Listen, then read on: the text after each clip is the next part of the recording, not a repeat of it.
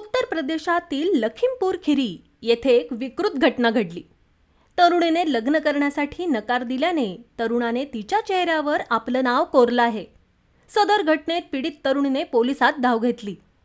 पीडितेने दिलेल्या तक्रारीवरून आरोपी विरोधात FIR नोंदवण्यात आला आहे। पोलिसांनी दिलेल्या माहितीनुसार तरुणीने आपल्या तक्रारीत माझ्यावर लैंगिक अत्याचार देखील झालेत असं म्हटलं आहे। 19 तारखेला ती दुकानात काही सामान घेण्यासाठी गेली होती। त्यावेळी तिथं तरुण आला।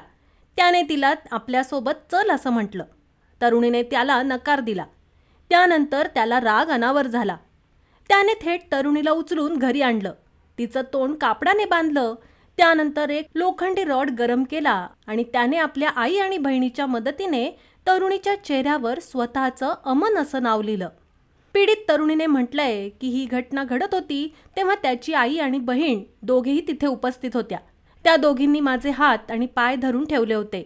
मी फार ओरडले, स्वतःला वाचवण्याचाही प्रयत्न केला, मात्र त्याने माझ्या चेहऱ्यावर स्वतःचं नाव लिहिलं। या तरुणाला कठोर शिक्षा व्हावी अशी मागणी पीडित तरुणीने केली आहे।